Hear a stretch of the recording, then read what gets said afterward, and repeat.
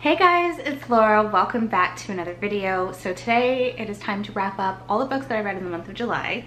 July has actually been my most successful reading month out of the entire year. I read a total of 19 books this month. I don't know how I did it, but I did. So let's get right into it because we've got a lot of books to talk about. Quick note before we get started, I definitely won't be talking too much about each particular book just because we have so many books to get through. So if you want to hear more of my thoughts on any of these books, we can discuss them further in the comments. The first book that I finished in the month of July was There's Something About Sweetie by Sanjaya Menon. This is a YA contemporary romance, and this is actually a companion novel to When Dimple Met Rishi. So this follows our main character, Ashish. He just went through this big breakup with a girl that he was in love with, and he's having a really hard time right now. He feels like he's lost his mojo, and so he, on a whim, decides to let his parents set him up with someone because it did work out pretty well in his brother Rishi's case. So they do, and that's when our main character Sweetie comes in, who is this amazing plus size athlete. Ashish's parents know that she is perfect for Ashish, but Sweetie's mother doesn't want her to date Ashish because she thinks that Ashish is way too far out of Sweetie's league simply because of Sweetie's weight. Her mom really had a lot of issues with Sweetie's weight, even though Sweetie loved her body and loved the way she was and what she could do. Her mother was really hung up on her losing weight in order to be happy. And a lot of the things that her mother said to her and did to her was absolutely horrible. But Sweetie is just absolutely the sweetest person ever, and Ashish is amazing. I think they made an absolutely perfect couple. I loved how funny this was. It was so funny, especially the parents. Ashish's parents are very involved in this story, and I absolutely loved that as well. I loved the closeness and the bonds between family and the culture and how important family is to their culture. And I think that that's one of the things that really stood out to me about this book and about this series really so far. And I just love this so much. I gave it a 5 out of 5 stars. This book had me laughing out loud because Ashish's father is probably the funniest character I've encountered in a while. I highly recommend this book, and the book that came before it, When Dimple Met Rishi. That was another really good one as well, but I think I like this one even more. The next book I finished this month is This Savage Song by Victoria Schwab. I actually started reading this in June and then finished it in early July. This is the first book in the Monsters of Verity duology. This takes place in a world where our sins or violent acts create monsters, and there's 3 different kinds of monsters. There are the Malkai, I believe. They feed off blood. We have the Korsai. I hope I'm remembering this right. The Korsai, who actually feed off flesh, and then we have the Sunai, which are the ones that look most like humans, and they actually feed on the souls of humans, and they draw out these souls by using music. And I just think that the world that was created in here was so incredibly interesting. You may know this about me, but Victoria Schwab, V.E. Schwab, is one of my favorite authors. Everything I read by her is a 5 stars, and I automatically assumed that this would also be a 5 stars. It wasn't. It was a 4 star for me, but I did really love it. I think that the characters in here were so real, and I think that what Victoria Schwab does the best is the villain, the morally gray character. And all of her books have so many good villains that you just can't help loving them, even though you know that they're doing horrible things. And one of such people in here was Leo, and he's probably one of the best villains that I've read in a long time, and I absolutely loved him. I loved this story. I gave it a 4 out of 5 stars. The start, it was kind of hard to get into. It took me about 100 pages before I was really invested in the story, which is why it got a 4 star instead of a 5 star. I tend to like Victoria's adult books more than her YA, but I still really love this, and I cannot wait to continue on with the second book. The next book I finished was Hunted by Megan Spooner. This is a Beauty and the Beast retelling. From what I can tell, it seems to be Russian inspired, and it was very interesting. I liked it. It was a solid Beauty and the Beast retelling. It followed very closely to the original tale, so it's pretty easy to guess how the story went. But there was a lot of interesting, like I mentioned, Russian folklore and the way that the curse worked. That was a little bit different than what I've seen before, so that was interesting. Overall, I did give it a 3 out of 5 stars because I didn't I don't know, I didn't connect to it. I didn't think that there was anything that really stood out to me as far as the writing or the characters or the overall story. It was just kind of average for me, so I did give it a 3 out of 5 stars, but I am definitely interested in reading more from this author, and I think it was a solid Beauty and the Beast retelling. If you like Beauty and the Beast retellings, then you might want to pick this one up. So the next book I read, I actually don't have a physical copy of. I listened to it on audiobook, and it is Tweet Cute by Emma Lord. So I picked this up because so many people were talking about this and talking about how incredibly cute and good it was, and I got caught up in the hype and wanted to read it. This is a young adult contemporary romance, and it follows, I forgot their names. Pepper and Jack. I can't believe I forgot that because Pepper Jack, cheese. So basically Pepper's family owns this big chain burger place, and Jack's family owns this small little mom and pop grilled cheese place, and both of them kind of run the Twitter account for their family's companies, and they end up getting into a Twitter war because the little mom and pop shop believes that the big food chain copied one of their grilled cheese recipes, and so they don't know that the other one is responsible for the other one's Twitter, and so they're going back and forth on Twitter, and they don't know who it is, but they actually know each other in real life. They go to the same school. And another thing that's going on is that there's this app at school that allows you to talk to fellow classmates anonymously, and then it ends up like revealing you later on. And the two of them end up talking to each other on that app, and again, they don't know that they're actually talking to each other. And in real life, they actually don't really like each other, so it's kind of a hate to love type thing with lots of layers, as you can tell. I thought it was fine. Once again, there was absolutely nothing special about this. Nothing stood out to me. Characters, plot. It was average. It was fine. I didn't hate it. I didn't hate it. I didn't love it. It was just average. I gave it a 3 out of 5 stars. A lot of YA contemporary does not work for me, but obviously there's occasions when they do. This one was perfect, but I think it had more to do with the Indian culture and the family that was so strong in this that made me love it as much as I did. The next book I read was Waking Gods by Sylvain Neuvel. This is the second book in the Themis Files. I have talked about this series before because I read Sleeping Giants, was it last month I read it? I can't remember when, but I had to pick up the second one because the first one was so good and the ending really had me intrigued. This one was just as good as the first one. I read it almost as fast. I actually listened to this one on audiobook because someone mentioned that the audiobooks were really, really good, and they are. It's a full cast audio, and it's done, produced really well. So yeah, I definitely recommend the audiobooks if you want to read these. They are told in interview format, and I think it just works well on audio because of that. But this one, I loved it. There were so many twists and turns. There was a lot more politically happening in this book. Things kind of escalated to the point where I had no idea how anything would be resolved. It didn't seem like there was a resolution. But yeah, this was incredibly compelling, incredibly intriguing. I highly, highly recommend this. And I gave it a 5 out of 5 stars, just like the first one. Then I picked up the second book in the Magical Bookshop mystery, which is Pros and Cons, and this is by Amanda Flower. This one I listened to on audiobook, and I gave it a 4 out of 5 stars. Is that what I gave it? I can't remember. No, I gave it a 3 stars. Yeah, I gave this one a 3 out of 5 stars. This one I didn't enjoy as much as the first one.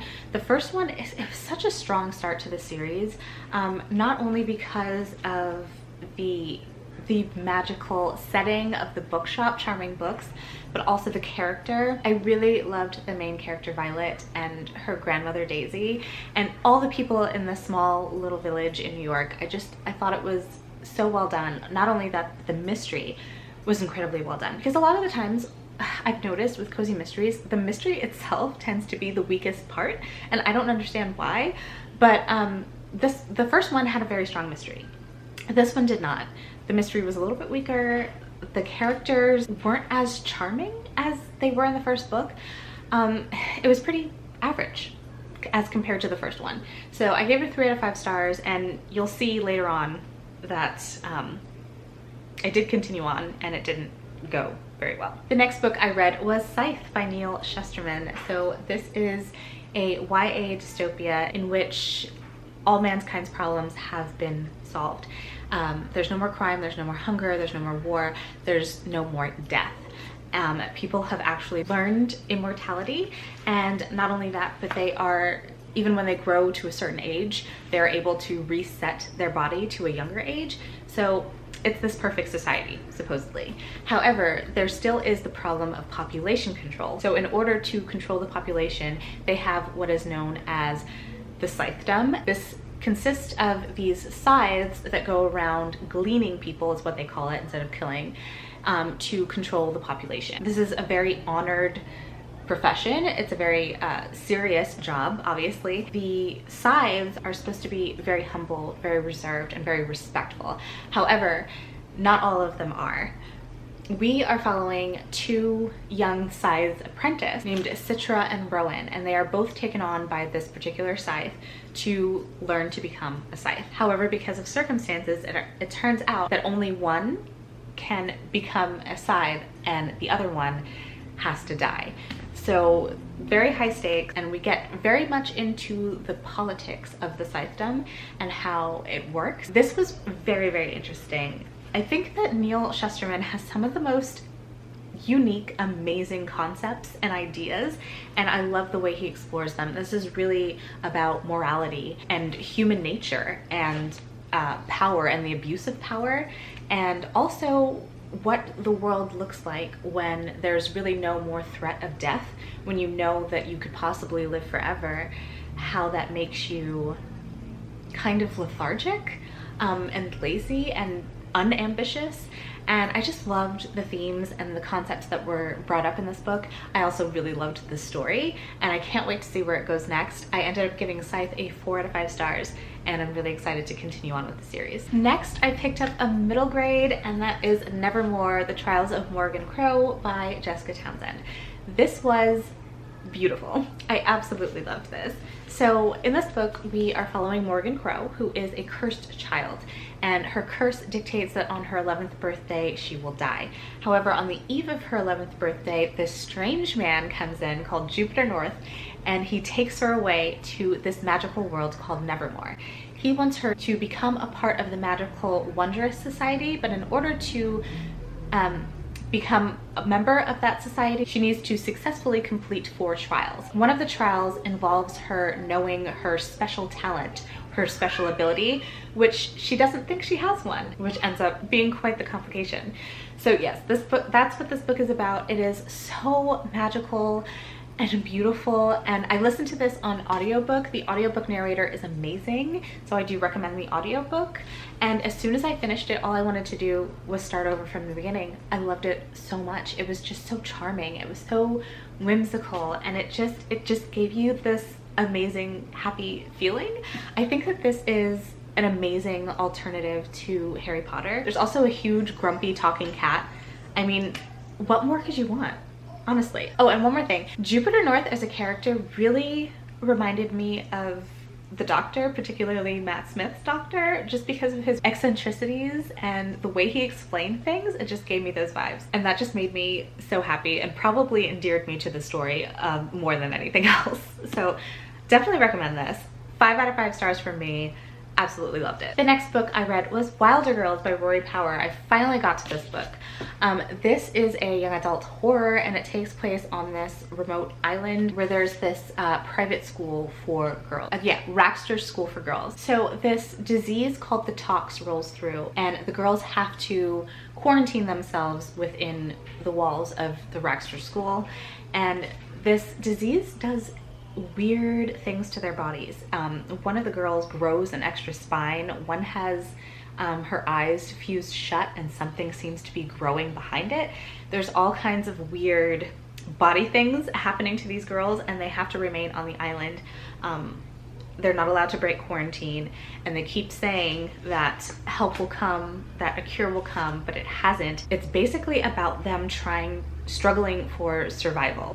Most of the teachers are dead. There's only 2 left, and they're basically fighting each other and end this disease and the elements in order to survive. The main character that we follow in here is Hetty, and Hetty's best friend Byatt ends up going missing. And so Hetty decides to break quarantine to go find her best friend, and the story kind of goes from there.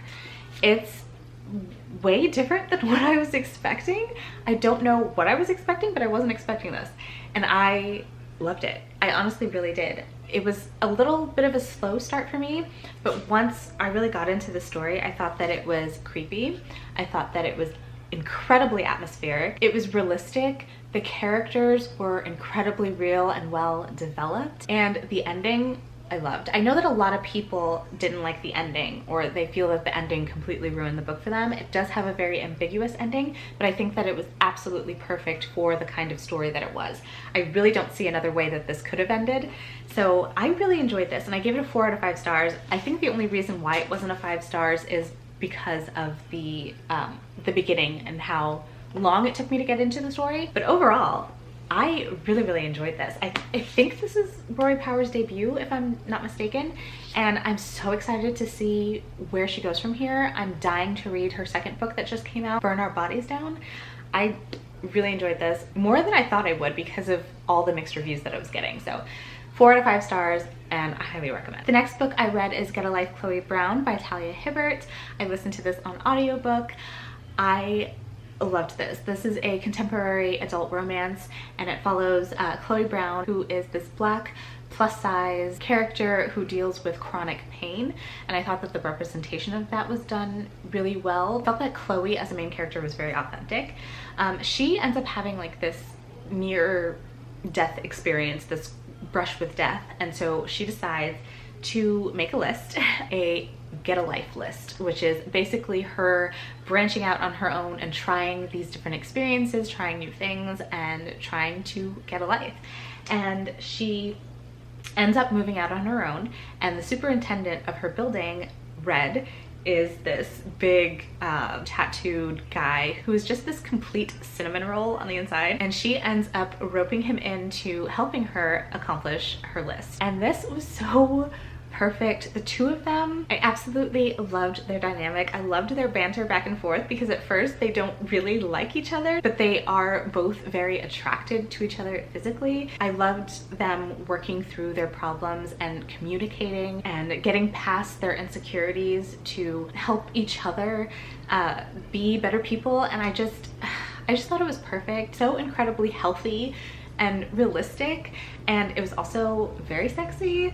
So yeah, I absolutely loved this so much. I gave it a 5 out of 5 stars. And then I read the third and final book in the Themis Files by Soleil Novelle. This is Only Human, and this one I didn't enjoy as much. I did really enjoy it still, but I felt like the stakes were so high in the first 2 books, and there was just so much going on. There was a lot of tension. There were a lot of things that I just didn't think could be solved, especially not so quickly. And I felt like this wrapped things up in a way that wasn't as satisfying as I was hoping for. I felt like all that tension that was building up really didn't see a proper conclusion.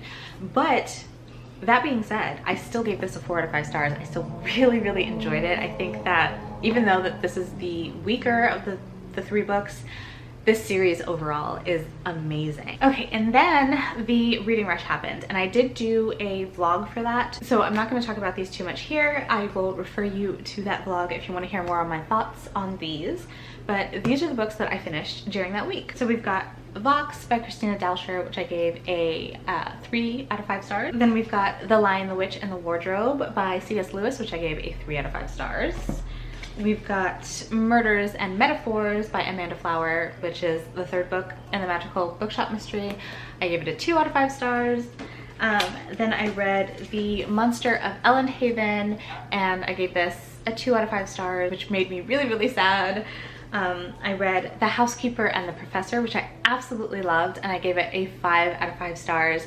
Do check out that vlog to hear more of my thoughts on this because I think it's so beautiful and I want more people to read this. And then I read The End We Start From by Megan Hunter, which I gave a 3 out of 5 stars. Also during that week, I read The Plot is Murder by V.M. Burns, which I gave a 3 out of 5 stars. The very last book that I read this month was The City We Became by N.K. Jemisin. So I actually started reading this the weekend before the reading rush and then put it on hold to read all of those books and got back to it afterwards. And I really wish I hadn't have done that, but I did. But it didn't really matter because I ended up loving this so much, obviously.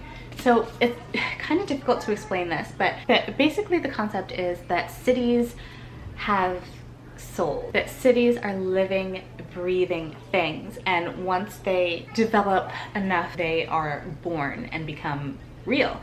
And every city has a avatar or a person that is the representative of that city. New York City, however, has 6. This is basically about the birth of New York, but something goes wrong with its birth. There is one person that represents the New York as a whole, and then we have a person that represents each borough. So we've got Manhattan, the Bronx, Brooklyn, Staten Island, and Queens. Like, I don't know how to describe this book without saying it is so New York. N.K. Jemisin said that this is her love letter to New York, and that's exactly what it is. It is a love letter to the city that I probably love most, and I absolutely loved this. Because something goes wrong with the birth of New York, there is this enemy, this interdimensional evil that is stalking and lurking in the city, and it is up to the avatars of New York to fight this evil. However, they have just come into their power, they don't know how to use it, and they don't know how to battle this, and they have to come together despite all their differences. I gave it a 5 out of 5 stars. This is probably my second favorite book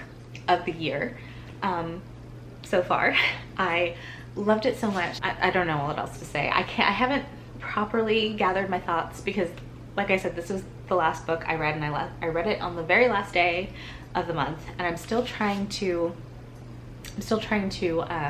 gather my thoughts and put it all together in my head. And I have no idea when the second book is coming out because this is the first in a trilogy, but I need it like right now. That is it. Those were all the books that I read in the month of July, all 19 of them. I had an amazing reading month. I did read a lot of books that I didn't really love, but I did read a lot of books that I absolutely loved. So it was a great reading month overall. Do let me know how your reading month went down in the comments below. Also, let me know if you have any thoughts or opinions on the books that I talked about today. You know, I love hearing from you down in the comments. But that's gonna be it for me today. If you like this video, don't forget to give it a thumbs up, hit subscribe, and I will see you in my next one. Bye guys.